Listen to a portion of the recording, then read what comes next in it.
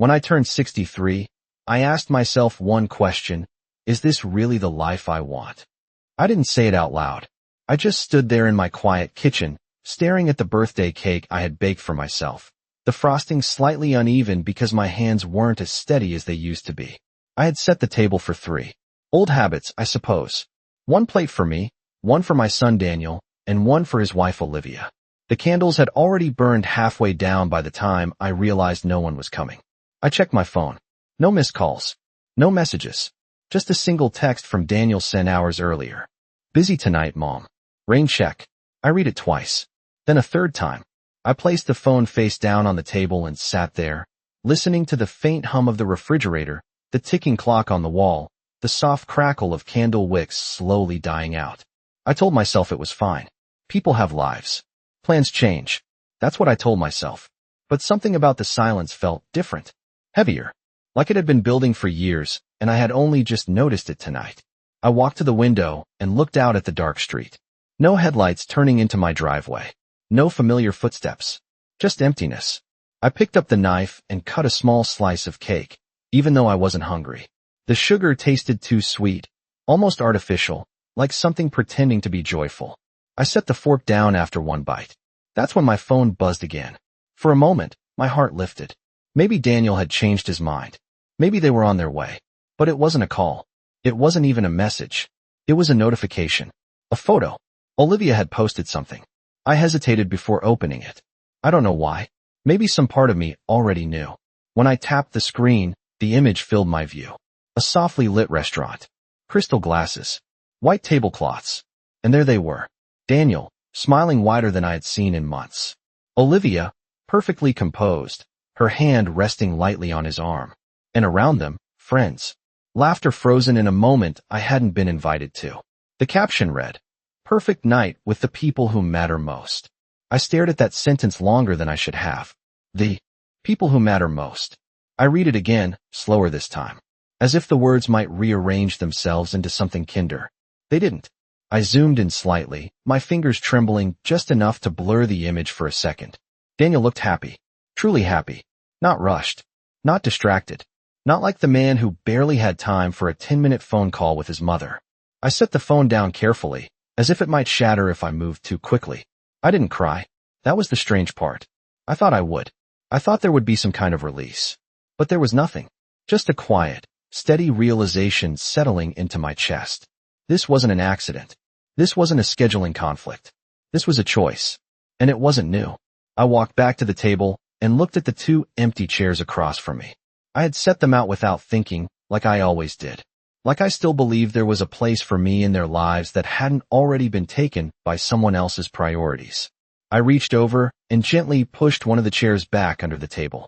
Then the other. The room felt smaller somehow. Or maybe I was just seeing it clearly for the first time. I blew out the candles, one by one, watching the thin trails of smoke curl into the air and disappear. And in that quiet, in that stillness, the question came back to me, sharper now, impossible to ignore. Is this really the life I want? I didn't answer it. Not yet. But for the first time in a long time, I stopped pretending I didn't already know. I did not clean the table right away that night. I left the plates where they were, the untouched silverware, the neatly folded napkins, all of it sitting under the dim kitchen light like a scene paused in time. The house felt unusually still, as if even the walls were waiting for something that was never going to happen. I went upstairs slowly, one hand resting on the railing, not because I needed the support, but because I wanted to delay the moment when I would have to face the quiet of my bedroom. When I finally lay down, I did not turn on the television. I did not reach for a book. I just stared at the ceiling, replaying the image from Olivia's post over and over again. The way Daniel leaned toward her. The way his smile looked effortless. I could not remember the last time he had smiled like that with me.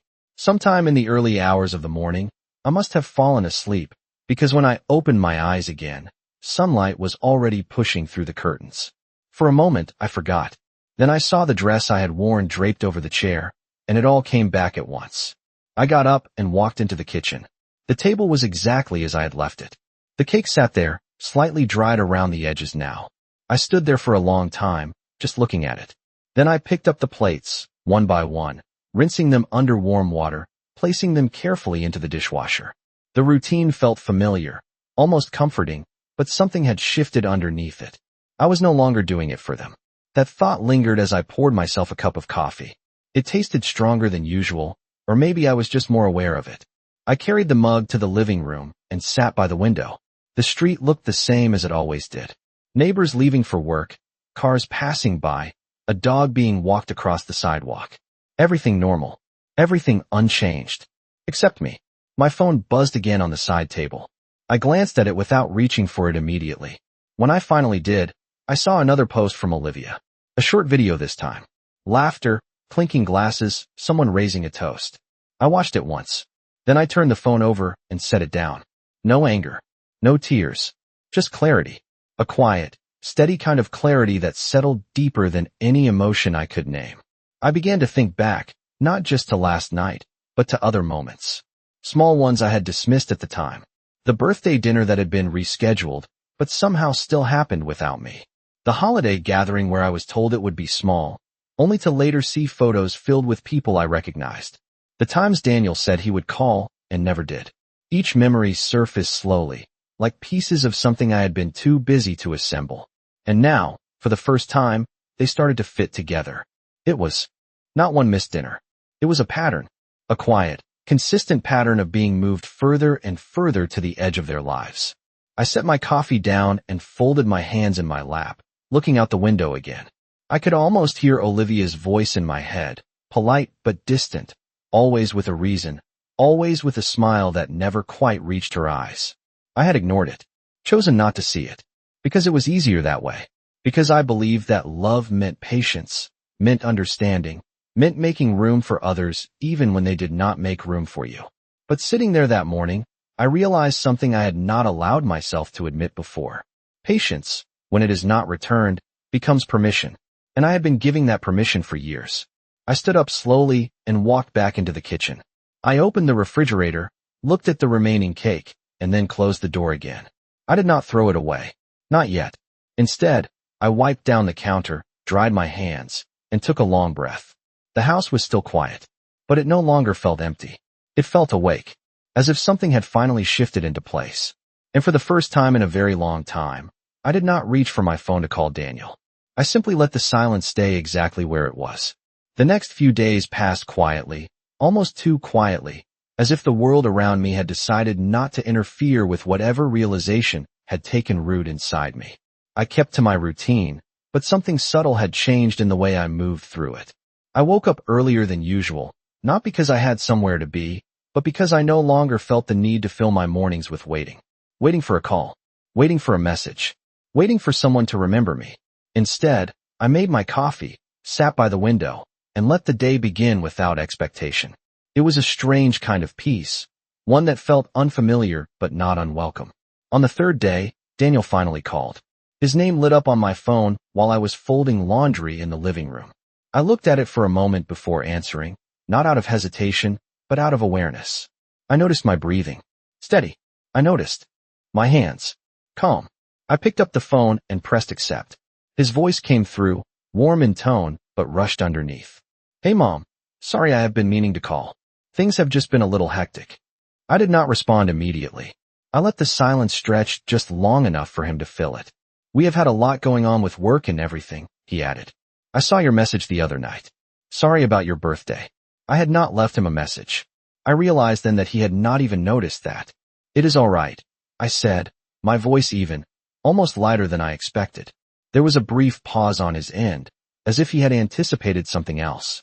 We should get together soon, he said quickly. Maybe dinner next week? I could hear Olivia's voice faintly in the background, saying something I could not quite make out, but I recognized the tone. Directive. Controlled. Familiar. I glanced down at the neatly folded stack of towels in front of me. For years, I would have said yes without thinking. Rearranged my schedule. Made myself available. But this time, I did something different. Next week might not work for me, I said gently. Another pause. Longer this time. Oh, Daniel replied. Well, we can figure something out. Maybe, I said. Not yes. Not no.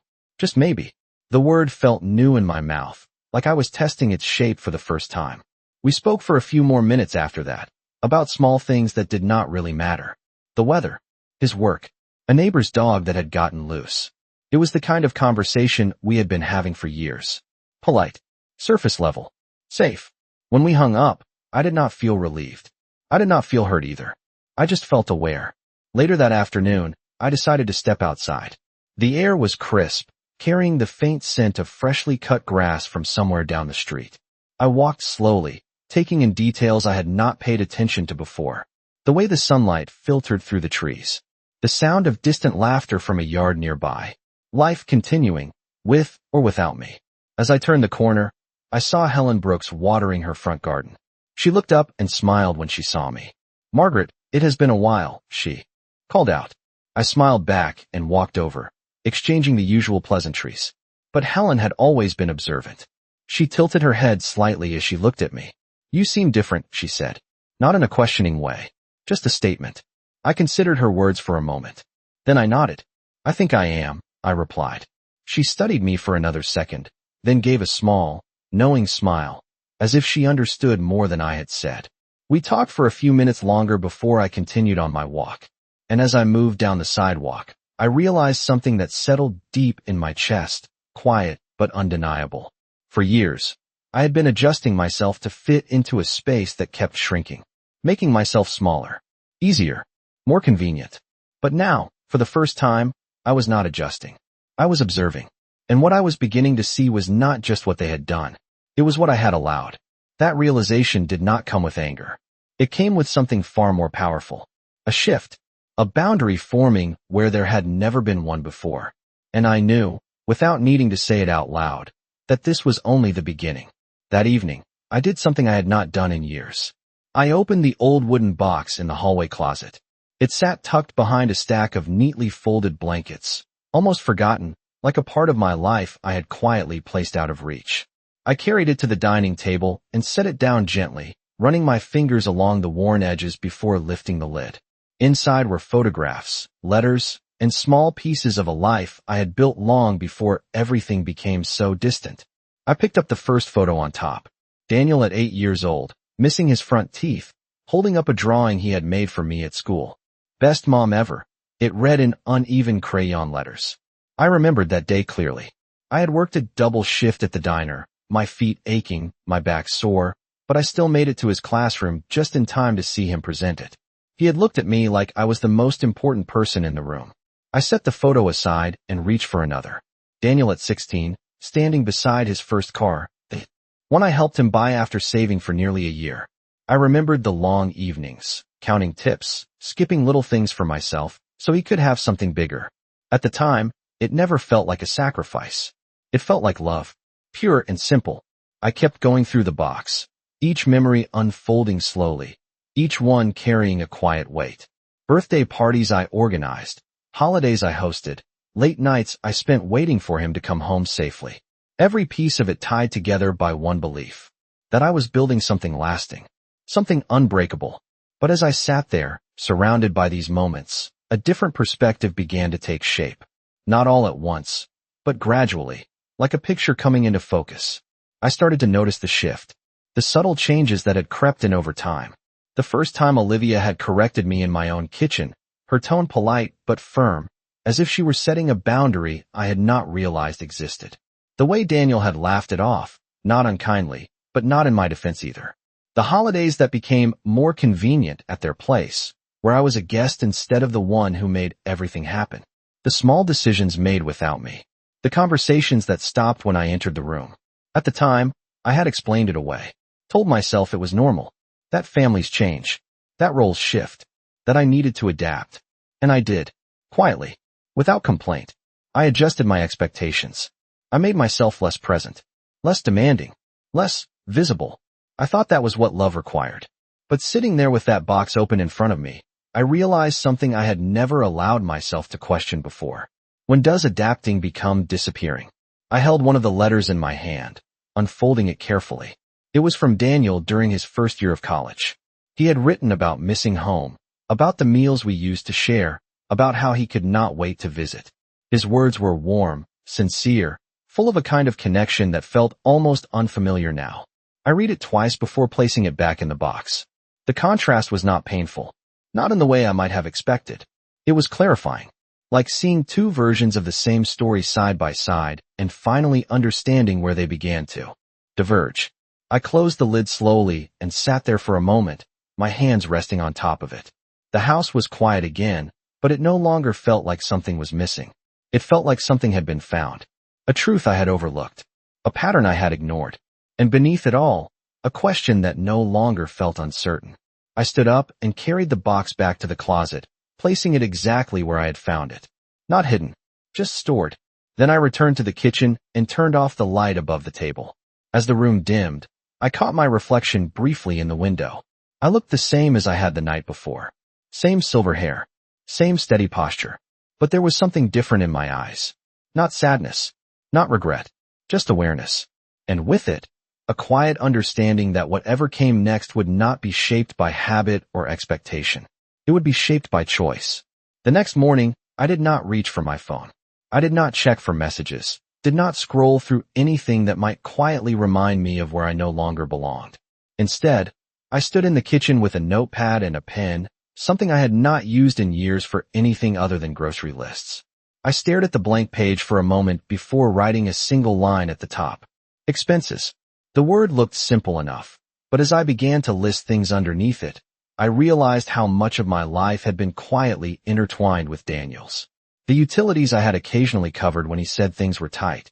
The checks I had written without keeping track. The small transfers, the gifts, the temporary help that never quite returned to me. I wrote each one down slowly, carefully, not out of anger, but out of clarity. By the time I finished, the page was full.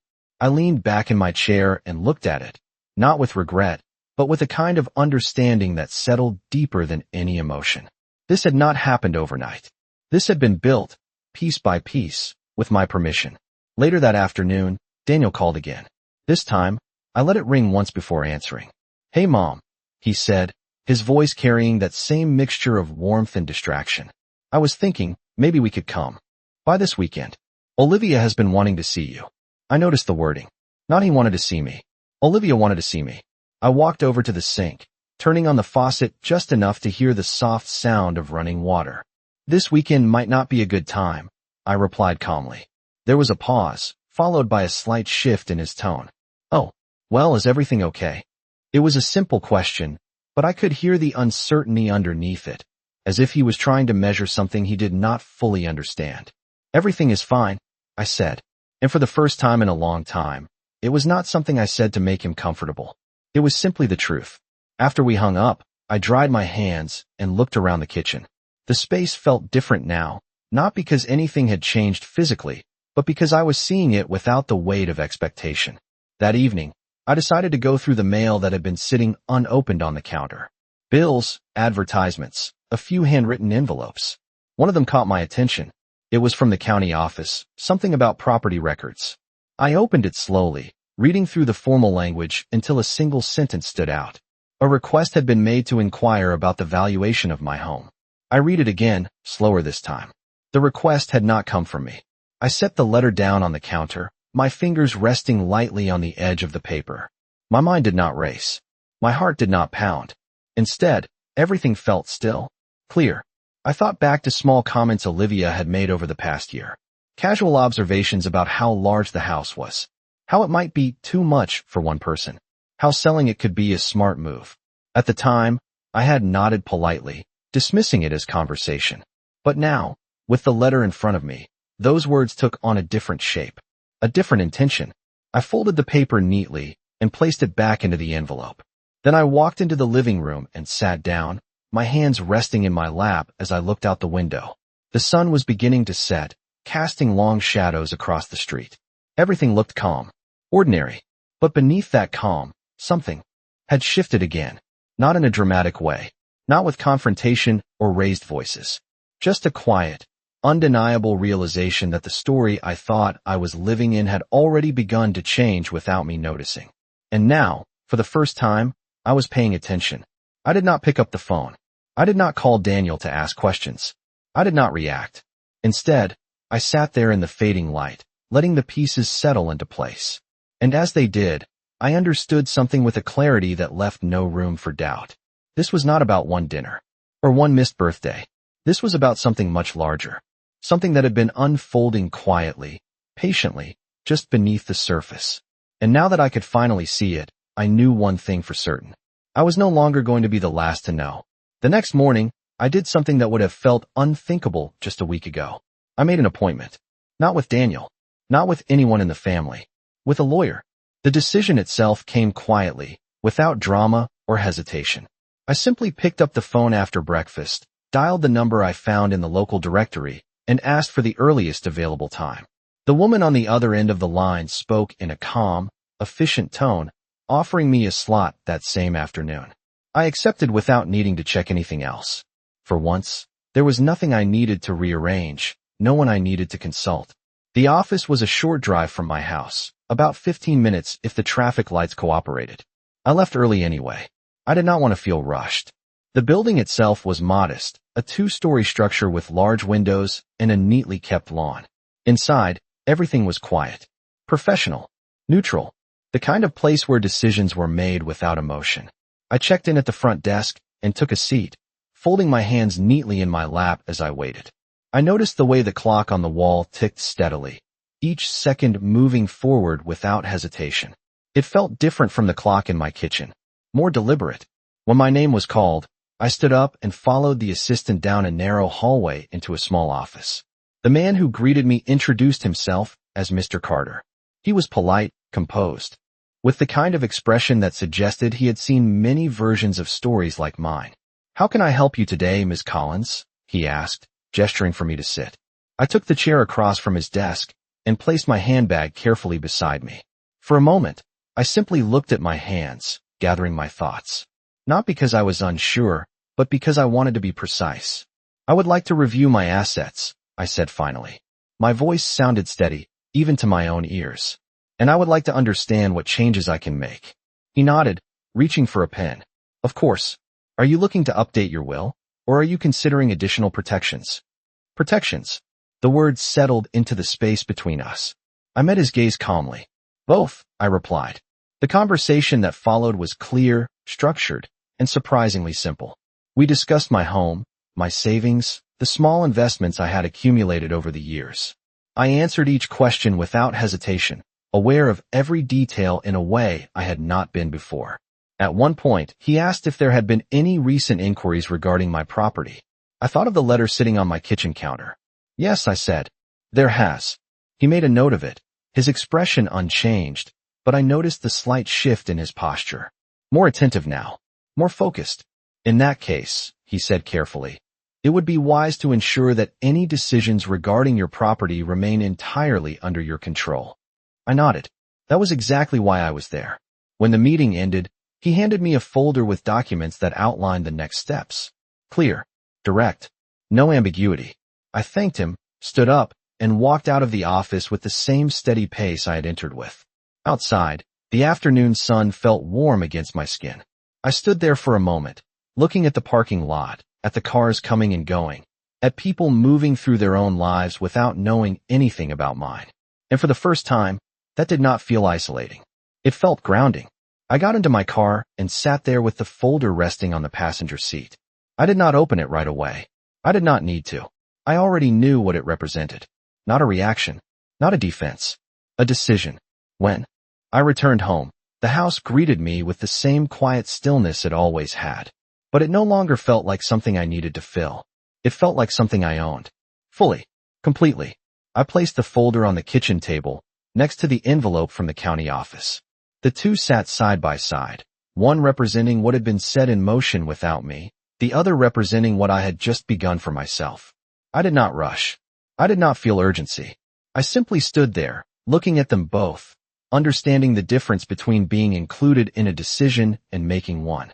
Then I turned off the kitchen light and walked into the living room, leaving everything exactly where it was.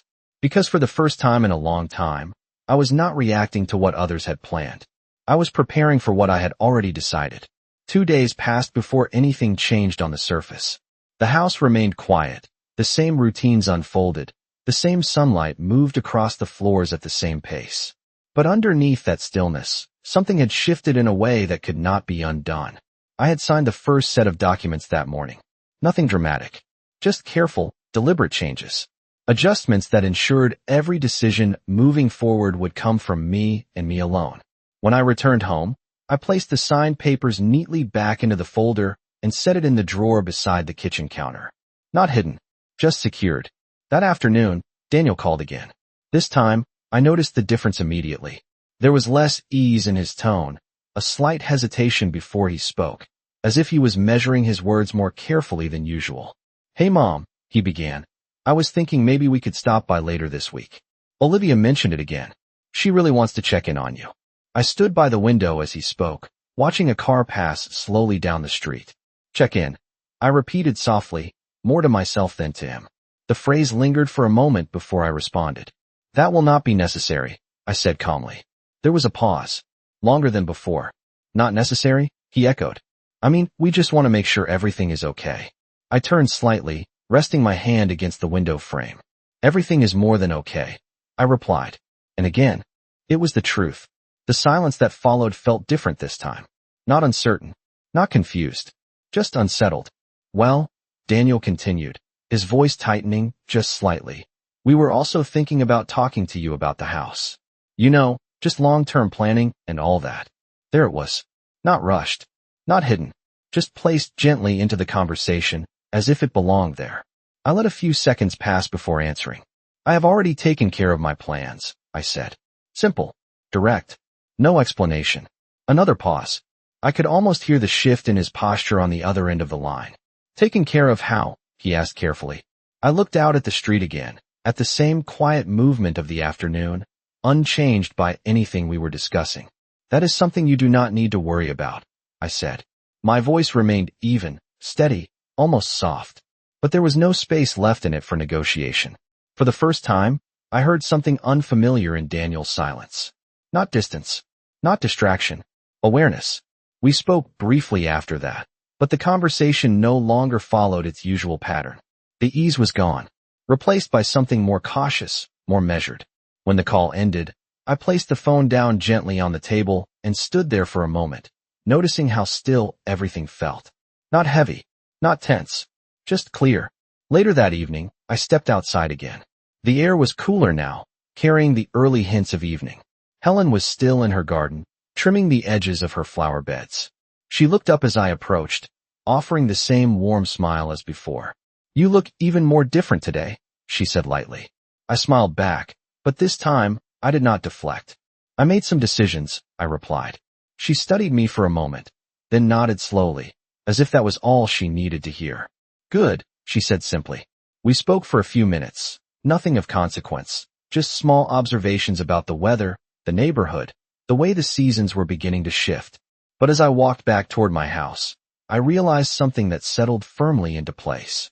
The difference was no longer just internal. It was visible now, in the way I spoke, in what I chose not to explain, in what I no longer offered without being asked.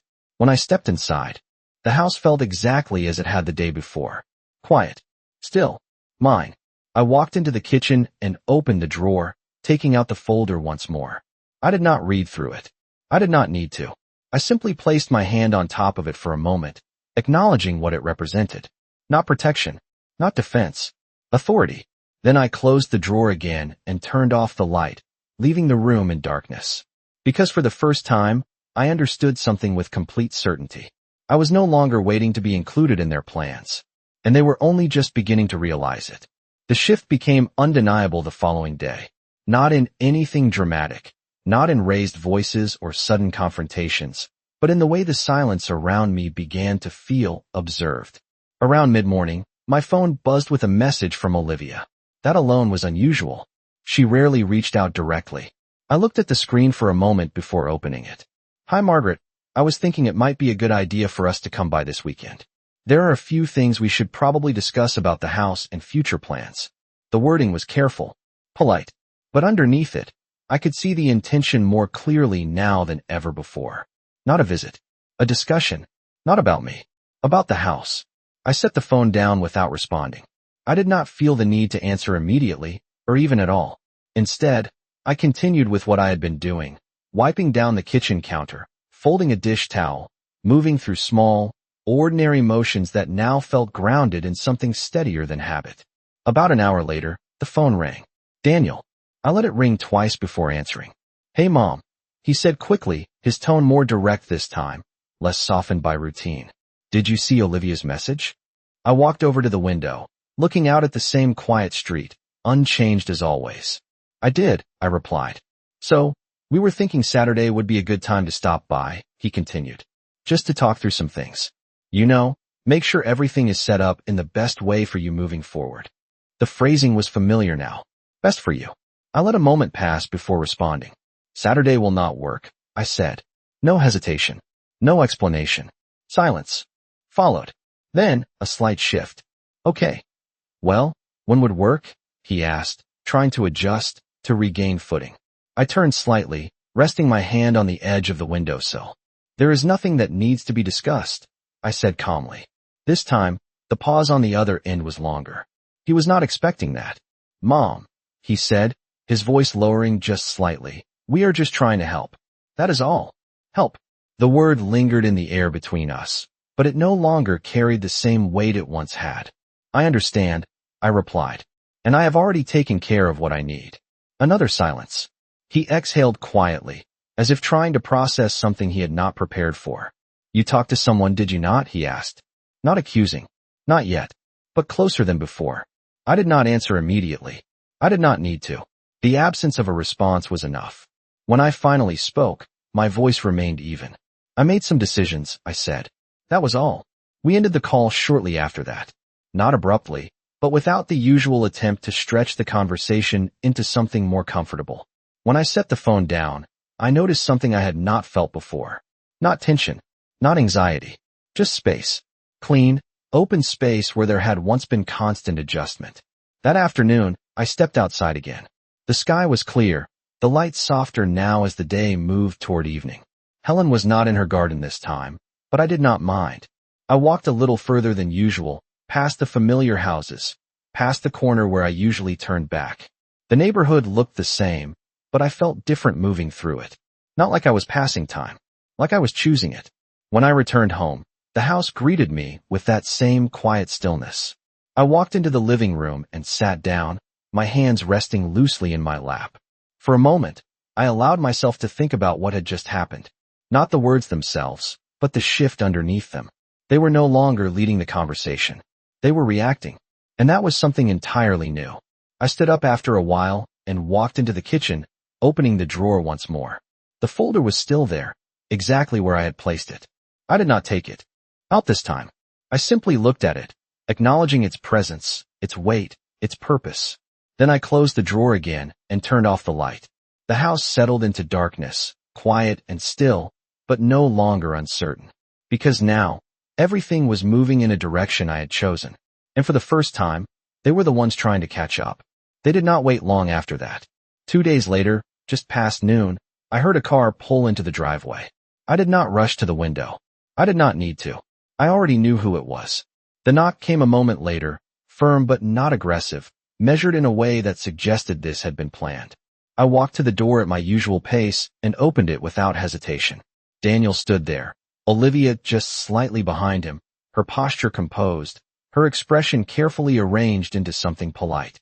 Mom, Daniel said, offering a small smile that did not quite reach his eyes. We were in the area and thought we would stop by. I stepped aside without a word, allowing them to enter. The house felt different with them in it. Not louder, just observed. Olivia glanced around briefly, her eyes moving across the room with quiet calculation before settling back into a neutral expression. We sat in the living room, the same arrangement we had used for years. But this time, the roles felt different. Daniel leaned forward slightly, his hands clasped together as if preparing for something structured. Olivia sat upright beside him, her attention fixed, waiting for the moment to speak. We just wanted to talk, Daniel began, his voice steady but controlled. About the house. About your plans. I looked at him calmly, my hands resting loosely in my lap. My plans have already been taken care of, I said. The words landed softly, but they did not move. Olivia was the first to respond. Margaret, she said, her tone smooth, measured. We are only trying to make sure everything is secure. It is a large property, and managing it alone can become difficult over time. The phrasing was familiar, thoughtful on the surface, directed underneath. I nodded once, acknowledging her words without accepting them. I appreciate your concern, I replied. But everything is exactly as it needs to be. There was a brief silence, the kind that carries more meaning. Then conversation. Daniel shifted slightly, glancing at Olivia before looking back at me. We just thought it might be a good idea to explore options, he continued. Maybe downsizing. Or restructuring things in a way that makes sense for everyone. For everyone. I let the phrase settle in the room before responding. This house was never meant for everyone, I said quietly. It was meant for me. That was the moment something changed. Not visibly, not dramatically, but I saw it in the way Olivia's posture adjusted, in the slight narrowing of her eyes as she recalculated. Of course, she said smoothly, and we respect that. We just want to make sure you are not carrying more than you should. I stood up then, not abruptly, but with intention. The movement shifted the balance of the room in a way that did not need explanation.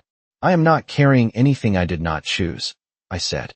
My voice remained calm, even gentle, but there was no space left in it for interpretation. Daniel exhaled quietly, leaning back into his seat. For the first time, he looked uncertain. Not distant, not distracted, present, and unsure. I walked to the window, looking out at the same quiet street that had not changed through any of this. You know, I said after a moment, for a long time, I believed that making things easier for others was the same as doing what was right. I turned slightly, meeting his gaze. But those are not always the same thing. The room remained still. No one interrupted. No one argued. Because there was nothing left to negotiate. Olivia was the first to stand, her expression composed but no longer as controlled as before. We understand, she said, though her tone suggested something else entirely. Daniel followed a moment later, slower, as if still trying to find his footing. At the door he paused. Mom, he said quietly. If you need anything, I shook my head gently. I know what I need, I replied. And that was the truth. They left shortly after that, their car pulling away from the driveway with the same measured quiet it had arrived with. I closed the door and stood there for a moment, my hand resting lightly against the wood. The house was still again. Quiet. Unchanged. But everything inside it had shifted. I walked back into the living room and sat down, my hands resting calmly in my lap. There was no sense of victory. No surge of emotion. Just a steady, grounded certainty. I had not raised my voice. I had not argued. I had not explained more than necessary. And yet, everything had been said. I looked around the room, at the space I had spent years maintaining, adjusting, offering without question. And for the first time, I saw it clearly. Not as something shared. Not as something to be managed by others. But as something that belonged to me. Fully. Completely. I leaned back slightly, allowing the quiet to settle around me. And in that stillness, there was no longer a question waiting to be answered. Only a life that I had finally chosen to live on my own terms.